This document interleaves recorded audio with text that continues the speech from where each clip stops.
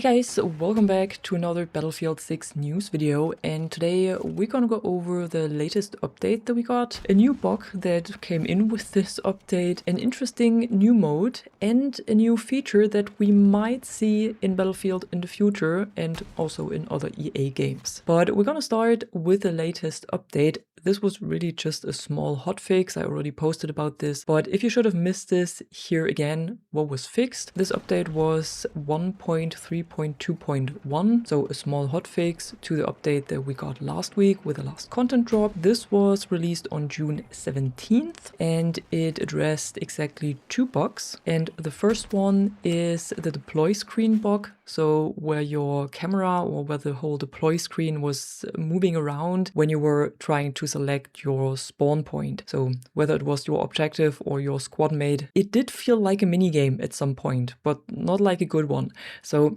this one should be fixed now. I played a game today or a few games today and I didn't have this bug anymore. So if you stop playing Battlefield 6 because of this bug, then well, you can come back now. And the other bug that was fixed is an issue that could cause the game to hang when you were installing single player, multiplayer or free-to-play content directly from the game. So when you went to the settings, then system, and over there you can select whatever content you want to install or uninstall.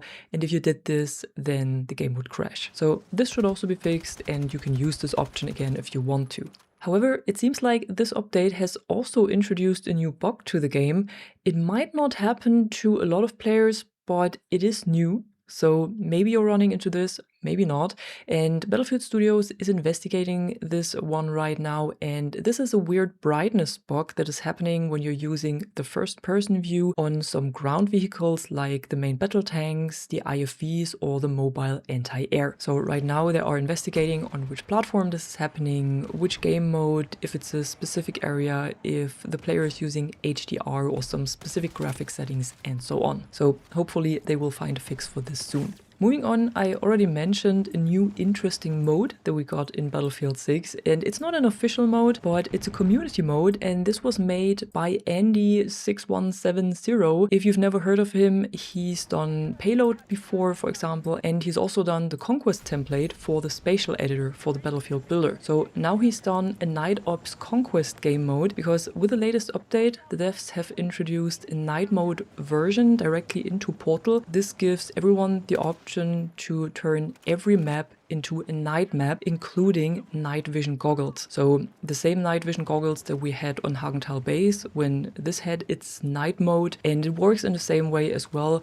but Andy did this on all available maps. So you can find this mode with the experience code 1XVU6. I will also write this in the description of the video so you can more easily look it up, and then you can check out all of the maps that are included, and you can also check out if anyone is running the server already. But you can also host it yourself if you want to. It is filled up with like a handful of bots, so you will have, I believe, 32 bots in the match. And what it also gives you is full career XP and full mastery, mission, assignment and challenge progression. So this was fully activated by the devs already, and hopefully it will also be featured at some point on the start page, because there would be a shame if this would fly under the radar. I've already checked out a few maps and I do really like some of them. It doesn't really perfectly work on all of them. Some maps are a bit, well, hit and miss, because sometimes you have a lot of dark passages where you need the night vision goggles and then you come out again and it's lit up and then you have to get rid of the night vision goggles again. I know this is how it works, but some maps really seem to work a lot better because of the lighting, especially the ones that are taken from the Battle Royale map. So these map parts seem to work the best from their lighting, also from the inside of the buildings and so on. But so far I thought that all of the maps actually look pretty good, and it definitely is a nice change. So be sure to check it out if that's interesting for you.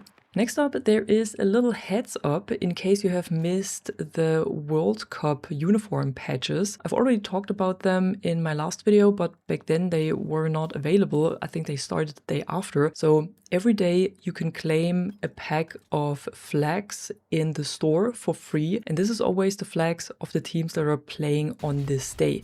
And this also means that those flags are coming back. So if you should have missed some of the flags, in the first few days and you still want to have them, then be sure to check the store whenever the team that you're looking for is playing, which means that there are at least 3 times when you will have the chance to claim those flags. But when a country gets eliminated or when the team gets eliminated, then the flag will not come back. At least that's how I understand it. But if you've missed the first few packs already, you still have 2 more opportunities to get the flags you want to.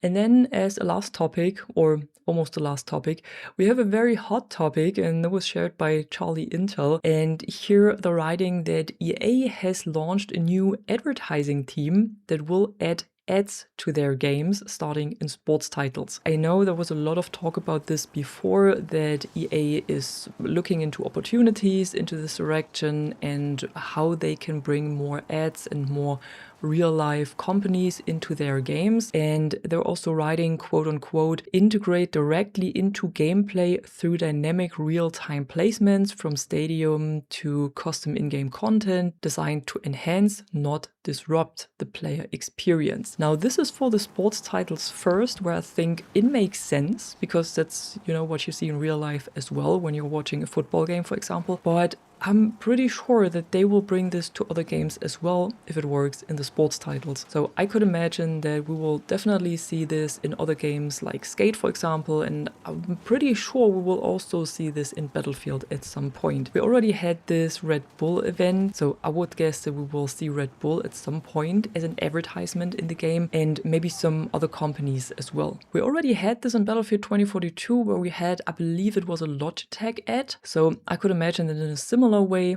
they would do this in Battlefield 6 as well, or maybe in the future Battlefield game, and that we will see ads or real-life advertisement in general in video games more and more. And if you're not happy about this, or if you want to give any feedback in general to Battlefield 6 and to redsec, there is a community survey running right now, and I'm gonna post a link to this in the description below if you want to fill it in. And this is a short one, 3 to 5 minutes. It is focused on the recent content update, Blast Point, and where you can write about all the things that you like about it and that you like about Battlefield 6 right now, and all the things that you don't like. And that was it for today. These were all the news I had to cover. As usual, tell me what you think about this in the comments below. And if you enjoyed the video and you want to stay tuned for more content like this, don't forget to drop a like and subscribe. And I'm gonna see you in the next one. I'm the Catwoman and you are awesome.